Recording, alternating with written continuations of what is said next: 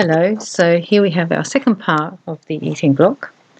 Congratulations if you've started working on your eating block. I commend you.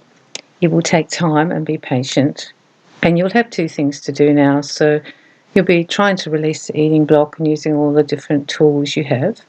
But you also need to now change how you behave, because you now have behaviours that were generated from your eating block and you want to change those. It's easy in some ways to get rid of the block, but the shadow is now the behaviour. And you will have triggers and ways that you all of a sudden will just start behaving. And sometimes it will be even like you're watching yourself. I felt I was often just watching old Wendy, I'd call her, doing the same things. So the new behaviours will be to stop, to watch, and then to re-establish another one. For example, if you are going to eat some rubbish food, perhaps now you say to yourself, yes, I'm allowed to have some of it and I'll have half of this. One person told me that you really don't taste the food after the third mouthful. And I actually tried that, and it's actually true. The first mouth, second, by the time you get to the third, not so much. By the time you get to the fourth, in some ways the flavour and everything isn't even registering. So it's actually quite easy once you realise that to stop, so you never feel deprived. You might want to try and eat smaller portions of everything. I don't suggest you diet. Dieting's just really depressing as well, because you just feel you just don't feel like you're yourself, and it always feels so challenging. And then if you make a mistake and go AWOL, then you feel terrible. So I suggest you just limit.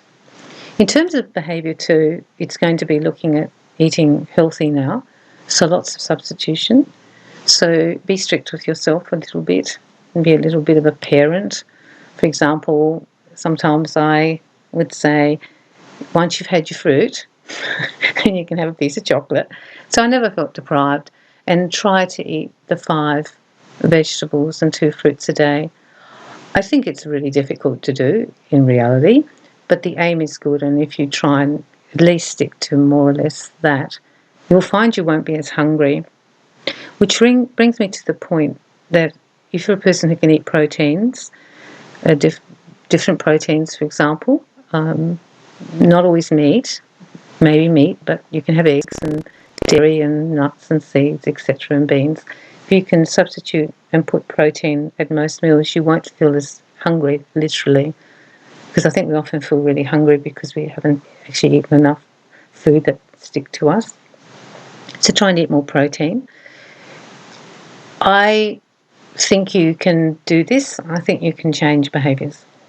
But it doesn't mean it'll be easy, because you'll catch yourself out doing it quite a lot. And in a way, you can also have a day where you have Saturday off or Sunday off, and that's just your relaxed day. Just eat a little bit what you want, if you're finding it just too hard to keep doing it. And when you're very stressed, don't be hard on yourself, because if you've got a lot of things going on, just put that on the back burner and do the best you can. Our behaviours guide what we do all the time, and the triggers, which will be stress, anxiety, maybe work as well, and family, they're going to also make it harder for you to change your behaviours. If you go out sometimes, people, if they know you're trying to lose weight, they will try and sabotage it by encouraging you to have more pizza or another drink or more cake. And sometimes it's just easier to go with it and then just cut back a little bit more when you're on your own. Other times you can resist, but for some people it's quite hard to resist someone who's made you a special cake and you need to have it, or you can take some home as well. There's all different things you can do. The behaviour kicks in very quickly. It's almost like, the eating block might be gone, but you're still a little bit addicted to the behaviours. So the way to change the behaviour is slowly and gradually by observing yourself.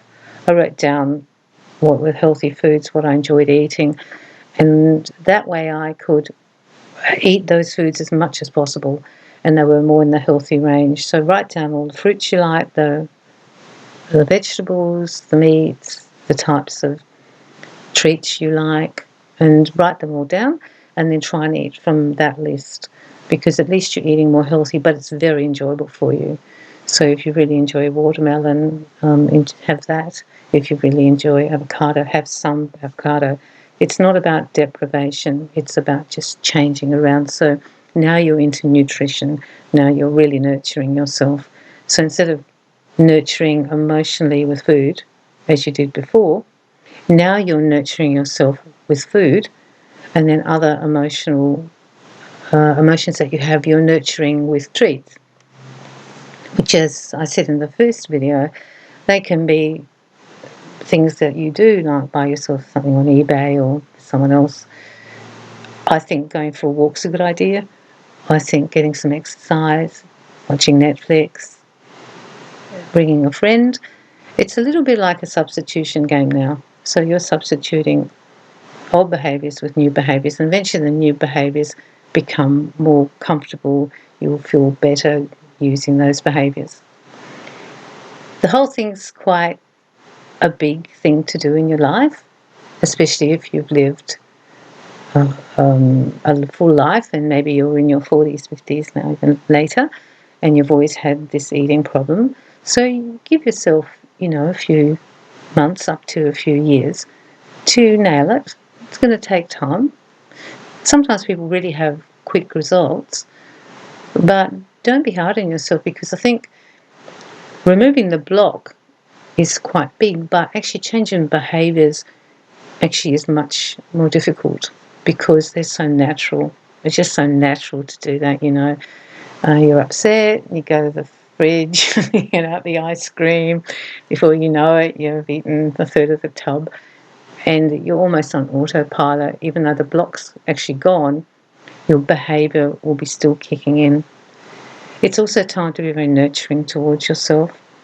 Spoil yourself, be kind to yourself, keep away from negative people. Also, you might find that if you do start to drop the weight, some people don't like it. They prefer you to be like struggling too. So you don't have to mention much or say anything. But gradually, it's for your health, it's for your well-being, and that's all that really counts in the end, because it's your body, it's your temple. Your energy will go up because you're eating better food. Try to eat a lot of live food. Live food is fruit, vegetables, juices, any sprouts, nuts, even food that has its own energy. And it's important to have these foods, because the energy the food has, when you ingest it, it energetically feeds your aura. People don't always realise that it's not always about the calories, it's about the actual energy of the food. So anything that is alive and anything that's been grown will actually have that. Meat doesn't have it, or fish, when it's dead, obviously. It doesn't have it, but a lot of other foods will have this. You will know this kind of naturally anyhow, and try and fill up on a lot of those foods, so you're actually feeding your energy body. I allow myself to have things I want to eat. I don't stipulate I can't eat this or that, but I have just smaller portions of what those foods are. And if I'm having a stressful time, I do my little treat where I have my little piece of chocolate or my piece of cake, and I don't miss out. But I don't kid myself that it's doing any good for my body, but it is feeding my soul. And so that's another aspect to think of, that sometimes we feed our souls. And it's okay, because from the point of view of how much energy you're burning with that food, you could also be eating other foods that have the same energetic component. For example, I'm talking about kilojoules. So it's okay to do that at times. I think you can do this. I managed to do it. I'm not saying that it didn't take time. It did. But gradually my need to eat unhealthy foods and not nurture myself changed to wanting to eat healthy foods to nurture myself. And there's a lot of that feeling of not nurturing yourself when you've got a weight problem. It's almost like you've given up on the inside because you keep not being able to lose weight. But once you start changing, that you actually start to feed yourself, love yourself, and don't be punishing towards yourself, you'll actually find that food has a different value to you. It's not there as comfort. It's there to enjoy, of course, but it's not for comfort. It's now for nutrition. And you will find you will do a lot better in your life because you will have less health problems. And you'll also feel like you've got some, when I say control, I mean control in a good way. You have a little bit more control about what you were eating. And I think there are so many foods to enjoy that are very healthy, as well as some of the foods that perhaps aren't as healthy. I hope you get something from these podcasts. I did them because I've struggled, and it took me a long time to eventually learn how to eat differently. But I really found that was because I really didn't love myself enough. I came from a fairly terrible history of abuse. So I had that as well, and I think that during that time at home I would eat for comfort.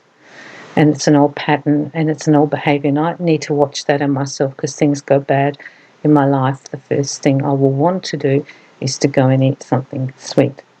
And that's just my old pattern. So now I just, if I need to do it, I do it a little bit, but then I'll also maybe have a big bowl of vegetable soup to fill up. Good luck. I wish you good light, and thanks for listening to my video.